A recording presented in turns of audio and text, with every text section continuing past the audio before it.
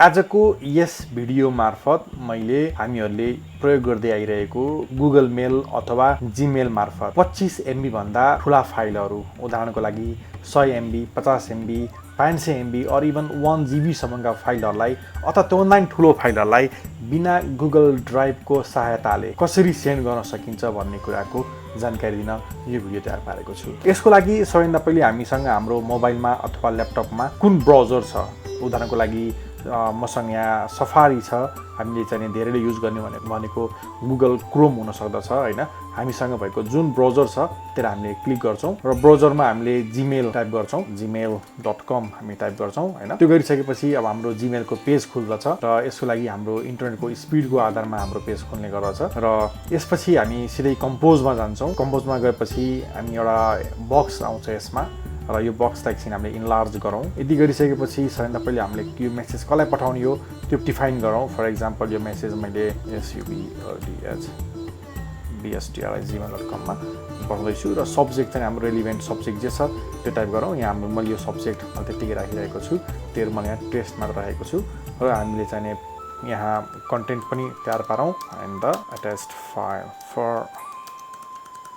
Reference भनेर मैले गराएँ। तर एउटा कुरा के ख्याल राखौँ भने कहिले पनि हामीले मेसेजलाई पठाउँदाखेरि एम्प्टी मेसेज पठाउनु हुँदैन। एटलिस्ट त्यहाँ केही न केही कुरा छोटो एक सेन्टेन्सको भए पनि हामीले लेखेर पठाएको हुनुपर्दछ। त्यसपछि हामी फाइललाई एट्याच गर्छौँ र हामीले यहाँ सकेसम्म ठुलोभन्दा ठुलो फाइललाई एट्याच गर्ने प्रयास गर्दछौँ। एउटा 16.6 MB को फाइल लिँदैछु मैले, त्यसपछि अर्को 75.2 टा गरेर 75.2 MB को फाइल लिएँ। अझै पनि हेरौँ हामीहरूले, मैले 3टा फाइल गरेर 129.7 MB को फाइल लिएको छु। अब हाम्रो फाइल गुगल ड्राइभको रूपमा एट्याच हुन गइरहेको छ। यहाँ आएका मेसेजहरूलाई हामीले जस्ट इग्नोर मात्र गरौँ र हाम्रो इन्टरनेटको स्पिडको आधारमा हाम्रो फाइलहरू अब एट्याच हुन गइरहेको छ र यो फाइललाई कम्प्लिट एट्याच नहुँदासम्म हामीले वेट गर्दै बसौँ। तपाईहरुले देख्न सक्नुहुन्छ कि मैले मोर देन 120+ MB लाई चाहिँ मैले यहाँ डाउनलोड एट्याच गरेको छु फाइललाई।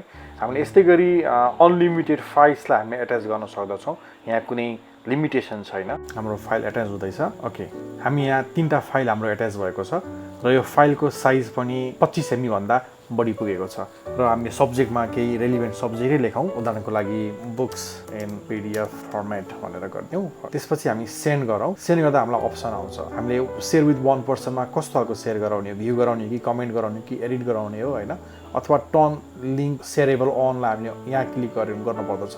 यसलाई गरिसकेपछि हामी मेसेजलाई सेन्ड गर्न सक्दछौँ। हाम्रो इमेल सेन्ड भएको छ। हाम्रो यहाँबाट हेऱ्यौँ भने हाम्रो 3टा फाइल बिना ड्राइभको सहायताले मोर देन 25 MB फाइल यहाँ हामीले सेन्ड गरेका छौँ। अब एकचोटि हामी चेक गरौँ त्यो फाइल कसरी आएको छ त। मेरो जुन इमेलमा मैले पठाएको थिएँ त्यो इमेललाई मैले फेरि यहाँ लगइन गर्दैछु। यहाँ इमेल भर्खरै आएको छ, तपाईँले देख्न सक्नुहुन्छ। हामीसँग 3टै फाइल खुलेको छ र यसलाई हामीले पर रिक्वायरमेन्ट हामीले आवश्यकता अनुसार हेर्न मात्र अथवा यसलाई हामीले डाउनलोड गर्नको लागि पनि सक्दछौँ। यो भिडियो हेर्नुभएकोमा यहाँहरू सबैलाई धेरै धेरै धन्यवाद।